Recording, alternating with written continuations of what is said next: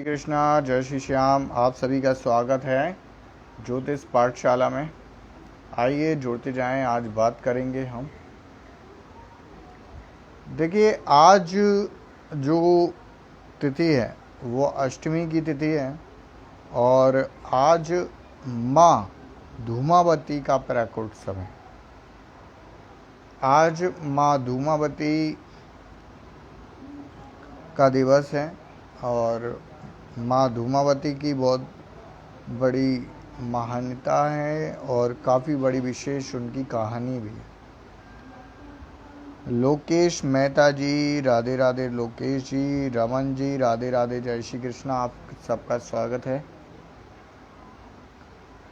तो धूमावती माँ की आराधना से हमारे जो शत्रु होते हैं वो हमसे दूर होते हैं। नेगेटिविटी यदि आपके घर में है तो वो दूर होती है। माँ धूमावती के कवच को पढ़ने से हमारी रक्षा होती है। राधे राधे, जय श्री कृष्णा, जय श्री श्याम। राधे राधे, मंजीत जी, राधे राधे, जय श्री कृष्णा, जय श्री श्याम।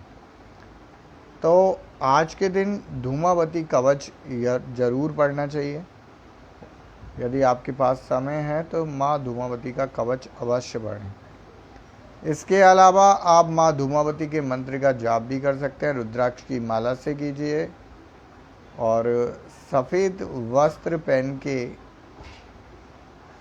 माँ का मंत्र जाप किया जाता है। मंत्र यदि नहीं आता है तो आप ओम धूम धूम धूमावते नमः इस मंत्र का भी जाप कर सकते हैं। और कवच यदि पढ़ना चाहते तो आप कवच भी पढ़ करके अपने लिए सुरक्षा कवच बना सकते हैं। आज के दिन भोजपत्र पर आप धूमावती माता का कवच लिख करके धूप दीप दिखा करके उसे अपनी बाजू पर धारण करें तो उससे भी आपका सुरक्षा कवच बनता है। माँ धूमावती हमेशा भक्तों की रक्षा करने वाली हैं। माँ का जो स्वरूप है वो स्वरूप विधवा रूप में है। कहा जाता है कि माँ धूमावती की जो पूजा है और इनका जो दर्शन है वो स्वागिन स्त्रियां नहीं करती हैं और ना ही उनकी पूजा करती हैं। स्वागिन स्त्रियां, जो स्वागिन माँ धूमावती की पूजा आराधना करने से हमारे जो गुप्त शत्रु हैं वो दूर होते हैं। क्योंकि आज के समय में पता नहीं होता है कि कौन हमारा मित्र है और कौन हमारा शत्रु है। आज के समय में आपके सामने रहते हुए आपसे मीठी मीठी बातें करना, आपको लगेगा ही नहीं कि ये हमारे शत्रु हो सकते हैं, मगर उनके मन में आपके लिए कुछ अलग राजनीति चलती रहती है। वो चाहते नहीं हैं कि आप आगे बढ़ें, आपकी ग्रोथ हो। उनके अंदर जेलसी होने लगती है। तो यदि उस चीज़ को दूर करना चाहते हैं तो माँ धूमावती के मंत्र का, कवच का पाठ या जाप कर सकते हैं। मैं फिर कहना चाहूँगा, सौभाग्यवती स्त्रियाँ वो नहीं करती हैं। उसके अलावा पुरुष कर सकते हैं। ठीक है, जो विडो महिलाएं हैं, विधवा हैं, वो कर सकती हैं। माँ धूमावती जब वरदान देने पे आती हैं तो दरिद्रता का नाश करती हैं, और जब वो रुष्ट हो जाती हैं तो दरिद्रता को बढ़ा भी देती हैं। तो बड़ी सावधानी पूर्वक इनकी आराधना की जाती है, क्योंकि किसी भी नियम में कोई भी गलती नहीं होना चाहिए। जैसा विधिवत बताया हुआ नियम होता है शास्त्रोक्त, उसी के अनुसार हमें करना चाहिए। और माँ धूमावती विजय दिलाने वाली हैं। माँ धूमावती शत्रुओं को परास्त कराने वाली हैं। माँ धूमावती आपको धनवान बनाने वाली भी, आपकी दरिद्रता को दूर करने वाली भी।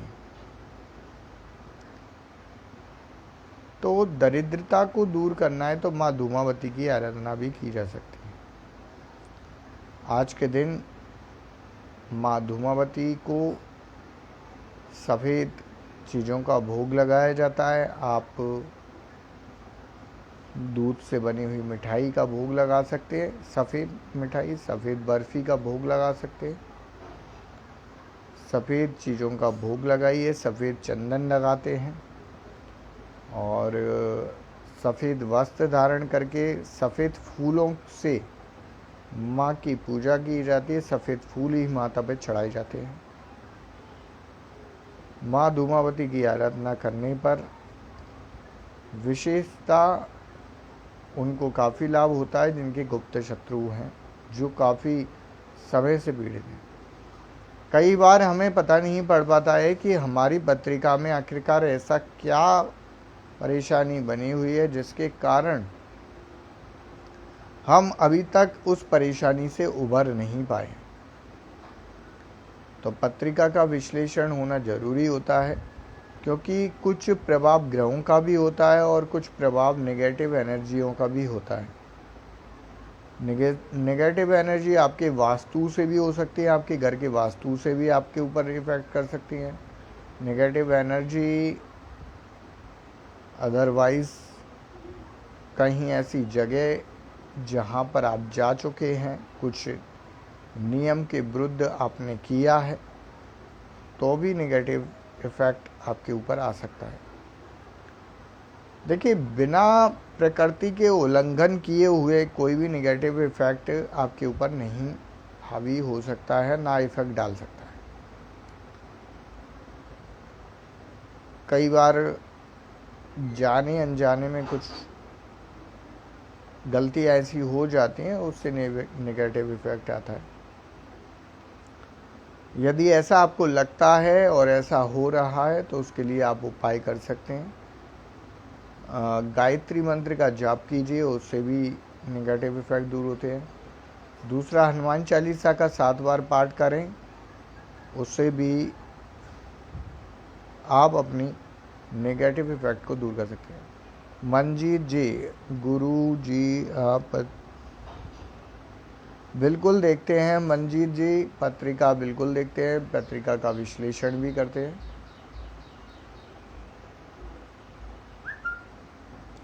यदि आप पत्रिका विश्लेषण कराना चाहते हैं तो आप करा सकते हैं और पूछ सकते हैं जो भी आपके प्रश्न हों। तो नेगेटिव इफेक्ट को दूर करने के लिए आप कुछ छोटे छोटे उपाय हैं, उन्हें करना शुरू करें, उससे आपको बेहद लाभ होगा। आप अपने घर के वास्तु को सुधारना चाहते हैं तो घर के वास्तु को भी सुधारने के लिए आप यदि कुछ भी नहीं कर सकते हैं तो नीम के जो झरोखे होते हैं, नीम की जो झरोखे होते हैं, नीम की पत्तियां, उनको ला करके आप अपने घर के जो मेन गेट है वहाँ पर लगाएं, और बाकी जितने भी आपके अंदर घर के दरवाजे हैं सभी पर आप नीम की झरोकों को लगाना शुरू करें। आप नीम के झरोकों को लगाएंगे, नीम की पत्तियों को लगाएंगे तो आपके घर का वास्तु अच्छा होगा। वास्तु अच्छा होने पर आपको काफ़ी अच्छा लाभ उससे मिलेगा, क्योंकि कुछ नेगेटिव इफ़ेक्ट ऐसे होते हैं जो परेशानी हमें देते हैं। घर का वास्तु भी हमें काफ़ी परेशान कर सकता है यदि सही नहीं है तो उसको सही करने के लिए हमें विधिवत रूप से आज के समय में वास्तु का मैप जो होता है वो बहुत ही सरलता से उपलब्ध हो जाता है। आप उसके अनुसार देखिए कि किस कोण में किसका वास है, उसके अपोजिट शत्रुवास नहीं बनाना चाहिए। यदि अग्नि कोण बना हुआ है तो वहाँ पर जल नहीं होना चाहिए, क्योंकि अग्नि और जल एक दूसरे के एंटिक होते हैं, ये आपको पता है। तो इसी तरह से आप देखिए और देखने के बाद में स्वयं भी अपने वास्तु को आप ठीक कर सकते हैं। हमारी लाइफ में वैसे काफ़ी चीज़ों का इफेक्ट थोड़ा थोड़ा पड़ता है, चाहे आपके घर का कलर क्यों ना हो, उसका इफेक्ट भी आपके ऊपर पड़ता है ना। तो सभी चीज़ों को सही करना पॉसिबल नहीं है। कितना भी आप कर रहे हैं मगर कुछ ना कुछ थोड़ा बहुत इफेक्ट तो रहता है, तो सभी चीज़ों को सही नहीं किया जा सकता है। हाँ, सभी चीज़ों से सुरक्षित अपने को किया जा सकता है, और उसको करने के लिए जो शास्त्रों में मंत्र बताए गए हैं, उपाय बताए गए हैं, आप उसको करें। यदि आपने दुर्गा सप्तशती का यदि पाठ किया हो तो उसमें जब सप्तशती न्यास आते हैं, न्यास के बाद में उसमें जो दसों दिशाओं में बीज मंत्र से दसों दिशाओं को रक्षित किया जाता है, जिससे किसी भी तरह से कोई भी दिशा से हमारे ऊपर कोई इफेक्ट ना हो। या फिर आपने देखा होगा कि कई लोग ऐसे होते हैं जब वो नित्य पूजा करते हैं या संध्या करते हैं तो गायत्री मंत्र का जाप करने के लिए या संध्या करने के लिए जब वो करते हैं तब गायत्री मंत्र से अपने हाथ में पहले जल लेते हैं और गायत्री मंत्र बोलते हुए चारों तरफ अपने गोला बना देते हैं। इससे क्या होता है, उनका एक सुरक्षा कवच बना होता है, जिससे कुछ भी निगेटिव इफेक्ट, कोई भी निगेटिव प्रभाव उनके ऊपर ना पड़े। तो ये पहले लोग काफ़ी किया करते थे, इसका शास्त्रों में भी वर्णन है। और कोई भी पूजा जब की जाती है तो दसों दिशाओं को भी अभिमंत्रित किया जाता है, जिससे कि कोई भी नेगेटिव इफेक्ट हमारे ऊपर ना आए। इसी तरह से यदि आप दसों दिशाओं को सुरक्षित करते हैं, मैं तो कहता हूँ रोजाना आप दसों दिशाओं में यदि थोड़ा थोड़ा आप उपाय करना शुरू करें तो उससे भी आपके घर की रक्षा होती है और आपको काफ़ी अच्छा लाभ होता है। अच्छा, अब दसों दिशाओं को किस तरह से हम रक्षित कर सकते हैं जिससे हमारे घर की रक्षा हो, वास्तु हमारा अच्छा हो और हमें काफ़ी अच्छा उससे लाभ प्राप्त हो। तो इसके लिए मैंने आपको बताया कि दुर्गा सप्तशती में जो न्यास दिए होते हैं तो उसमें से न्यास में से आप कर सकते हैं, जैसे ओम आइम प्राच्यय नमः। तो प्राच्यय नमः मतलब आपने क्या किया, पूरब की साइड में थोड़ी सी पीली सरसों ली और छोड़ दी, ओम आइम प्राच्यय नमः। ठीक है, इसी तरह से आप दसों दिशाओं में इसको छोड़ते हैं तो आप अपने घर को, परिवार को और अपने आप को सुरक्षित करते हैं, रक्षित करते हैं। आपकी सुरक्षा होती है, माता रानी दसों दिशाओं से आपकी रक्षा करती हैं। इसके बाद में आप दुर्गा कवच पढ़ें। दुर्गा कवच पढ़ने से भी आपको काफ़ी अच्छा लाभ होता है। माता रानी आपकी रक्षा करती हैं और आपके ऊपर कृपा बरसती है। देखिए, आप यदि हमारी वीडियो को और देखना चाहते हैं, जो हम उपाय भेजते रहते हैं वो आप समझना चाहते हैं, देखना चाहते हैं, तो हमारे पेज को फॉलो ज़रूर करें और ज़्यादा से ज़्यादा शेयर करें, लाइक करें, तो उससे आपका भी मनोबल बढ़ेगा जब आप उपाय करेंगे और उससे आपको लाभ होगा। और प्लस आपके फॉलो करने से आपको नोटिफिकेशन मिलेगा, और यदि हो सकता है कि कोई उपाय ऐसा हो जो कि आपके लिए काफ़ी लाभकारी हो, तो इसलिए आप हमें फॉलो करें, शेयर करें, और यदि कुछ भी पूछना चाहते हैं तो आप हमसे हमारे व्हाट्सएप नंबर पर आकर के पूछ सकते हैं। व्हाट्सएप नंबर हम आपको इसमें मेंशन कर देते हैं, कमेंट्स में हम अपना व्हाट्सएप नंबर डाल रहे हैं, जिसमें आप हमें पूछ सकते हैं, कोई भी आपकी क्वायरीज हो, कुछ भी प्रश्न हो, पर्सनली यदि आप पूछना चाहते हैं तो हमें व्हाट्सएप पर पूछ सकते हैं। ये हमने अपना व्हाट्सएप नंबर डाल दिया है,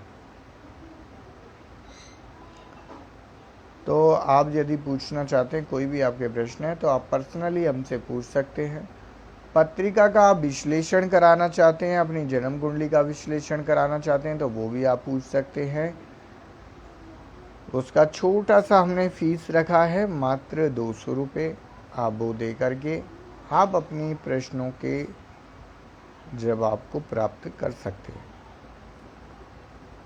तो देखिए, यदि आपकी लाइफ में परेशानियां चल रही हैं, काफ़ी लोगों की लाइफ में कर्ज को लेकर के बड़ी परेशानियां हैं, कर्ज बहुत चल रहा है, समझ नहीं आ रहा है कि क्या करें। कर्ज को लेकर के परेशानी यदि बनी हुई है तो उसके लिए हमने बार बार एक उपाय बताया है, आप उस उपाय को कर सकते हैं। उपाय क्या है? बहुत सरल ही उपाय है, और कई लोगों को उसमें घबराहट होती है, थोड़ा डर लगता है, मगर ऐसा कोई भी उसमें उपाय में डरने वाली कोई बात नहीं है। उपाय कर्ज के लिए है, कर्ज को ख़त्म करने के लिए। शनिवार के दिन सूर्य उदय से पहले आपको उठना है। क्या करना है? सूर्य उदय से पहले आपको उठना है, और आपके आसपास कोई भी कब्रिस्तान हो या कोई भी शमशान हो, उसमें से आप एक लोटा जल लेकर के आ जाइए। जल लेकर के आने के बाद उसमें थोड़ी सी चीनी डालिए, और मिलाने के बाद में जो भी आपके आसपास मंदिर में पीपल का पेड़ लगा हो, उस पीपल के पेड़ पर आप जल को चढ़ा दीजिए। अब इसमें करना क्या है, जब आप जल लेंगे, अपने घर से निकलते समय और घर तक पहुंचते समय आपको ओम शम शनिचराय नमः, ओम शम शनिचराय नमः मंत्र का जाप करते रहना है। इसे आपको बंद नहीं करना है। शनि मंत्र का जाप आप करते रहें। आप पीपल के पेड़ पर चढ़ाएंगे जल, तब भी शनि मंत्र का आपको जाप करना है। 8 शनिवार आप यदि ये कर लेते हैं, आपका कितना भी बड़ा लोन क्यों ना हो, कितना भी बड़ा कर्जा क्यों ना हो, आपका कर्जा जल्द से जल्द खत्म होगा। रास्ते खुलेंगे, पैसे आने की आमदनी बनेगी, रास्ते बनेंगे, पैसा आपके पास में आएगा, और आप देखेंगे कि आप अपने कर्ज को ख़त्म कर पा रहे हैं। ये प्रैक्टिकल हमने काफ़ी लोगों पे किया है, काफ़ी लोगों ने इसको किया है, इस रेमेडी को किया है, और काफ़ी लोगों को इससे लाभ हुआ है। आप भी करना चाहें, आप भी कर सकते हैं। और यदि फिर भी आप अपनी पत्रिका के अकॉर्डिंग यदि कुछ भी पूछना चाहते हैं, तो हमने व्हाट्सएप नंबर दिया हुआ है, आप हमारे व्हाट्सएप नंबर पर मैसेज करके अपनी डिटेल हमें बता करके विश्लेषण करा सकते हैं। अपनी पत्रिका का आप विश्लेषण कराएं, हम आपकी पूरी हेल्प ज़रूर करेंगे। तो ये कर्ज के लिए जो मैंने उपाय बताया है, आप इसको करके देखिए, आपको निश्चित तौर पर इसमें लाभ होगा। काफ़ी लोगों को लाभ हुआ है इसमें। हम वही उपाय आपको बताते हैं जिसमें काफ़ी लोगों को लाभ हो चुका होता है, क्योंकि पहले उन उपायों का प्रैक्टिकल करके देखते हैं। प्रैक्टिकल जब सफल होता है, फिर उन उपायों को पब्लिकली शेयर कर देते हैं। तो ऐसे ही हमने इन उपायों को पब्लिकली शेयर किया हुआ है। आप इन उपायों को करके देखिए, आपको निश्चित तौर पर इसमें अच्छा लाभ होगा। आप अच्छा लाभ कमाएंगे और आपकी आमदनी बढ़ेगी, आर्थिक स्थिति आपकी अच्छी बनेगी। बिजनेस यदि आप करते हैं तो वो आपका काफ़ी अच्छा चलेगा। करके देखिए, बहुत ही सरलतम उपाय है। देखिए, कई बार हमें चेक करना होता है कि हमारे घर में हमारे ऊपर कोई नेगेटिव इफेक्ट तो नहीं है। अब उसके लिए उपाय सुन लीजिए। उसके लिए आपको क्या करना है, एक आलू लीजिए। एक आलू को लीजिएगा। आलू लेने के बाद में आपको अपने पूरे घर परिवार के सभी सदस्यों के ऊपर से 7 बार उसको घुमा देना है। घुमाने के बाद में आप अपने घर में प्रत्येक कमरे में जाकर के हर एक जगह पर जाकर उस आलू को 7 बार आप घुमा दीजिए। 7 बार घुमाने के बाद में आप अपने छत पर आकर के, यदि छत नहीं है तो बालकनी पे आ जाइएगा। बालकनी में आ जाइए या छत पे आ जाइए, ठीक है, घर से थोड़ा सा बाहर की साइड में। उस आलू को आपको कट करना है, बीच में से 2 पीस कर लीजिए। एक पीस के ऊपर आप थोड़ा सा नींबू डाल दीजिए और एक पीस के ऊपर थोड़ा सा नमक और मिर्ची डाल दीजिए। फिर उन 2 पीस को आप जोड़ दीजिए। जोड़ करके उसके ऊपर कलावा लपेट दीजिए। कलावा लपेटने के बाद में आपके घर का जो दक्षिण स्थान है, जो दक्षिण दिशा का स्थान है, वहां पर आप इसको रख दीजिए और अगले दिन सुबह इसको देखिए। शनिवार के दिन इसे करना है, सुबह के समय करना है। अगले दिन सुबह ही इसको चेक करना है। सुबह उठ करके उसके ऊपर से कलावा उठाइए, उन 2 पीसों को अलग करके देखिए।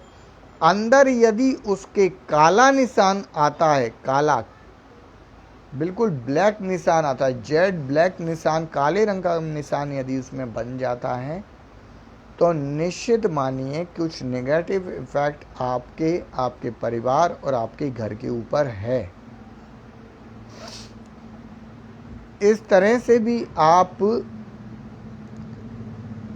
जान सकते हैं कि कोई नेगेटिव इफेक्ट आपके घर पर है या नहीं। जरूर करके देखिए। इसको दूर कैसे कर सकते हैं, इसका उपाय क्या है, उसके लिए आप हमें व्हाट्सएप करें, हमसे पूछें। हम उसको विधिवत रूप से आपको पूरी हेल्प करेंगे। आपके घर से, आपके परिवार से वो नेगेटिव इफेक्ट दूर हो जाएगा और फिर वो आपके ऊपर नहीं आएगा। सुरक्षित कवच बनाने की विधि भी हम आपको बताएंगे। तो आप ये करके देखिए, इसमें आपको काफ़ी अच्छा लाभ होता है। विधिवत तरीके से कीजिए। शास्त्रोक्त तो उपाय यदि आप करते हैं तो उसमें आपको अच्छा लाभ हो सकता है। जो भी हम उपाय आपको बताते हैं वो शास्त्रोक्त उपाय हैं। दूसरा, काफ़ी लोग परेशान रहते हैं कि मेरा जॉब ना चला जाए, मेरा टारगेट पूरा नहीं हो पा रहा है, प्रेशर बहुत है, बहुत से अनबन चल रही है, मेरा जॉब नहीं चला जाए। ये सारी प्रॉब्लम्स काफ़ी लोगों को बनी रहती है। उसके लिए आपको बिल्व पत्र लेना है। बिल्व पत्ती लेने के बाद में उसको आप घर के मंदिर में रखिए, जहाँ पर हवा तो आती हो मगर धूप ना आती हो, और उस बिलपत्र को सूख जाने दीजिए।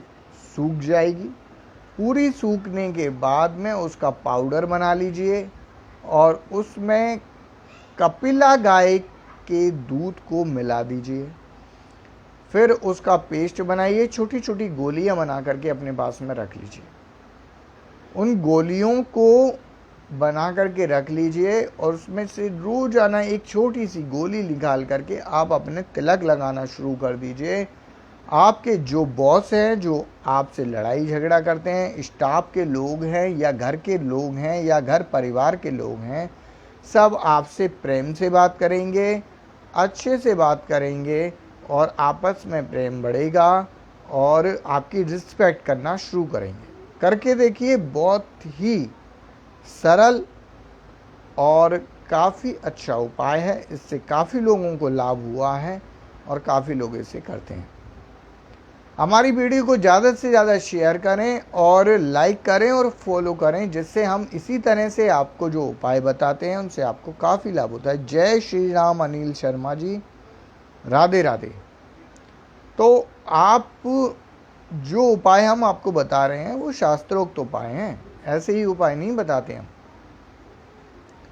देखिए, हम किसी भी तरह का कोई भी अंधविश्वास पर विश्वास नहीं करते हैं, किसी भी तरह का कोई भी अंधविश्वास नहीं फैलाना चाहते हैं और ना किसी अंधविश्वास को हम मानते हैं।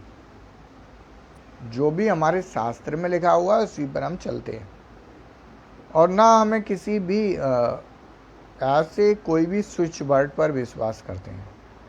हाँ, हमारे जो शास्त्रों में लिखा है हम ये जानते हैं कि यदि हम ओम नमः शिवाय मंत्र का जाप करते हैं तो उससे धन जरूर आता है। आप ओम नमः शिवाय मंत्र को बोलिए। कॉर्नफ्लेक्सा बोलने से अच्छा है कि ओम नमः शिवाय या राधे राधे बोलिए। कॉर्नफ्लेक्सा बोलने से धन आएगा कि नहीं आएगा ये नहीं पता है, काफ़ी लोगों को अभी तक तो आया नहीं है, मगर इस बात की गारंटी है कि आप लक्ष्मी नारायण का नाम लीजिए। श्रीमन नारायण नारायण नारायण लक्ष्मी नारायण का नाम लीजिए, आपको धन जरूर आएगा। आप कुबेर का नाम ले सकते हैं। लक्ष्मी नारायण की माला जपिए, फिर कुबेर जी का नाम लीजिए, आपको धन जरूर आएगा। भगवान भोलेनाथ जो एक चुटकी भभूत से रंग से राजा बना देते हैं, उनके लिए आप ओम नमः शिवाय ओम नमः शिवाय ओम नमः शिवाय मंत्र का जाप कीजिए, आपके पास में धन जरूर आएगा। कॉर्नफ्लेक्सा बोलने से नहीं आएगा, ये हम गारंटी से कह रहे हैं, मगर ये बोलने से जरूर आएगा। बहुत बहुत धन्यवाद आप सभी का। आप सभी इतना लाइव सेशन में जुड़े और ज़्यादा से ज़्यादा फॉलो कीजिए, शेयर कीजिए और जो भी आपके प्रश्न हैं, कुछ भी आप जानना चाहते हैं तो हमारा व्हाट्सएप नंबर दिया हुआ है, आप उस पर आकर के हमसे मैसेज करके बात कर सकते हैं, पूछ सकते हैं जो भी आपकी परेशानी हो।